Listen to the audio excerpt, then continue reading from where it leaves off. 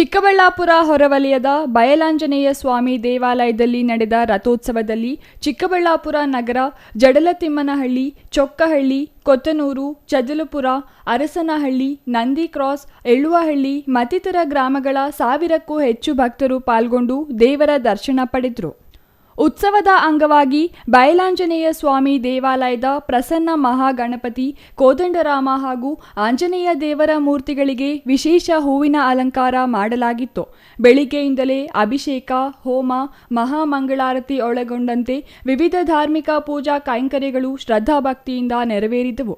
ಜಡಲತಿಮ್ಮನಹಳ್ಳಿಯಿಂದ ಆಂಜನೇಯ ಸ್ವಾಮಿ ಉತ್ಸವ ಮೂರ್ತಿಯನ್ನು ಪೂರ್ಣಕುಂಭದೊಂದಿಗೆ ಮೆರವಣಿಗೆಯಲ್ಲಿ ತರಲಾಯಿತು. ಈ ವೇಳೆ ಯುವಕರು ಕುಣಿದು ಕುಪ್ಪಳಿಸಿದರು.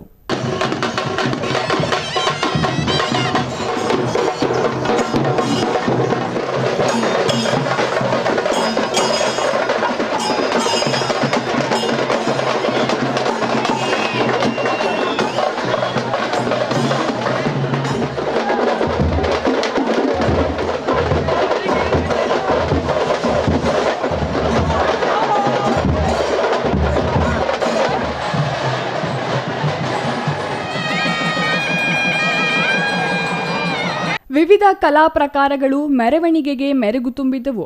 ಯುವಕರು ಮತ್ತು ವಯಸ್ಕರು ಮೆರವಣಿಗೆಯಲ್ಲಿ ನರ್ತಿಸಿದರು. ದೇವಾಲಯದ ಒಳಗೆ ಬಂದ ಬಯಲಾಂಜನೇಯ ಮೂರ್ತಿಯನ್ನು ರಥದಲ್ಲಿ ಕೂರಿಸಲಾಯಿತು. ಈ ವೇಳೆ ಆದಿಚುಂಚನಗಿರಿ ಮಠದ ನಿರ್ಮಲಾನಂದನಾಥ ಸ್ವಾಮೀಜಿ, ಚಿಕ್ಕಬಳ್ಳಾಪುರ ಶಾಖಾ ಮಠದ ಮಂಗಳನಂದನಾಥ ಸ್ವಾಮೀಜಿ ಮೂರ್ತಿಗೆ ಪೂಜೆ ಸಲ್ಲಿಸಿ ರಥೋತ್ಸವಕ್ಕೆ ಚಾಲನೆ ನೀಡಿದರು.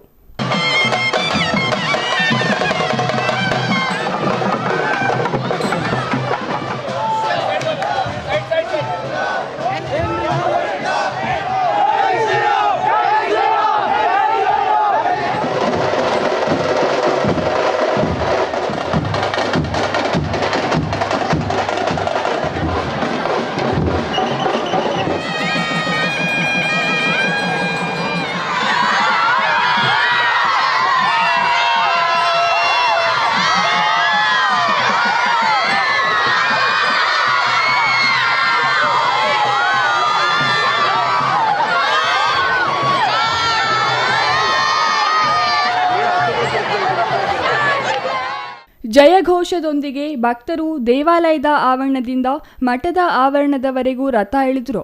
ಈ ವೇಳೆ ಗೋವಿಂದ ಗೋವಿಂದ ಘೋಷಣೆಗಳು ಜೋರಾಗಿ ಮೊಳಗಿದವು. ಈ ವೇಳೆ ನಡೆದ ಕಡಲೆಕಾಯಿ ಪರಿಷೆಯಲ್ಲಿ ನಿರ್ಮಲಾನಂದನಾಥ ಸ್ವಾಮೀಜಿ ಕಡಲೆಕಾಯಿಗಳನ್ನು ಭಕ್ತರ ಕಡೆಗೆ ತೂರಿದರು. ಪ್ರಸಾದ ರೂಪದ ಈ ಕಡಲೆಕಾಯಿಯನ್ನು ಪಡೆಯಲು ಯುವಕರು ನೂಕುನುಗ್ಗಿನಲ್ಲಿ ಸಾಹಸ ಪಟ್ಟರು. Nandakumar, CTV news, Chikkaballapur.